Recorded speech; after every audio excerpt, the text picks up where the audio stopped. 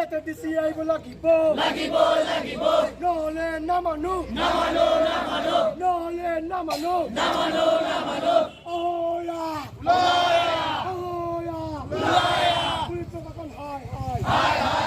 দুই ঘণ্টীয়া ধৰ্ণা কাৰ্যসূচী ইয়াতে আয়োজন কৰা হৈছে আৰু এইটো আয়োজন কৰাৰ কাৰণ হ'ল যোৱা 16 নৱেম্বৰে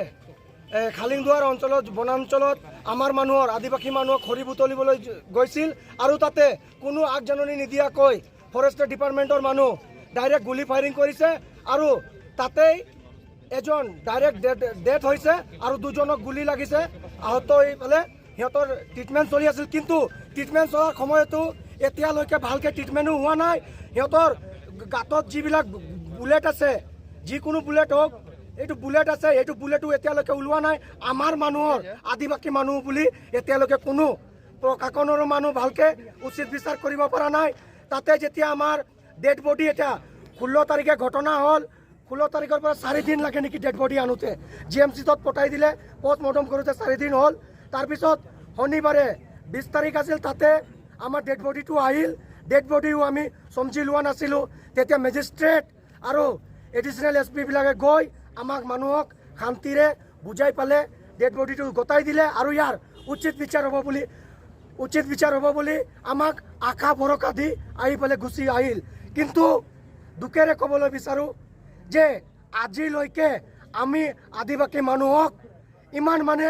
বুৰ্বক বুলি ভাবে আৰু এতিয়ালৈকে আমাক একো পুলিচ প্ৰশাসনে হওক মন্ত্ৰীবিলাকে হওক কোনো এতিয়ালৈকে সহায় দিয়া নাই আৰু সিহঁতক আইন ন্যায় পোৱা নাই আমাৰ মানুহ যিটো ৰামসিং গড় আছিল তেওঁ বাগানৰ এটা শ্ৰমিক আছিল পাৰ্মানেণ্ট ৱাৰ্কাৰ আছিল তেওঁ তাতে ঢুকাই গ'ল আৰু সুকৰাম বাকলা ওৰাং আৰু বিজয় কয়া সিহঁতৰ পৰা আপোনালোকেও গম পাব সিহঁতৰ যদি ষ্টেটমেণ্ট আপোনালোকক লাগে সিহঁতৰ পৰা আপোনালোকে ভালকৈ গম পাব আৰু আপোনালোকে অলৰেডি যিবিলাক নিউজ ওলাইছিল তাতে আপোনালোকে গম চাবলৈ পালে কিয়নো যেতিয়া মই ক'বলৈ বিচাৰোঁ যেতিয়া আমি ঘটনাটো গম পাইছিলোঁ তেতিয়া ফৰেষ্ট ডিপাৰ্টমেণ্টত গ'লোঁ আমি নিজে গ'লোঁ কিন্তু সিহঁতে একো কোৱা নাই আমি 17 তাৰিখ ৰাতিপুৱা গ'লোঁ তাতে NK শইকীয়া এনেকুৱা ধৰণৰ ব্যৱহাৰ কৰিছিল মই একো নাজানো কি বা হৈছে এইটো নাজানো কিন্তু তাতে এটা মানুহ হাৰ্ট এটেক হয় বুলি মৃত্যু হৈছে বুলি আমাক জনাইছে আৰু এইটো আমি সিহঁতৰ পৰা গম পালোঁ কিন্তু সঁচা কথা ক'বলৈ গ'লে আমাৰ মানুহক গুলি দি মাৰি তাতে হত্যা কৰিছিল।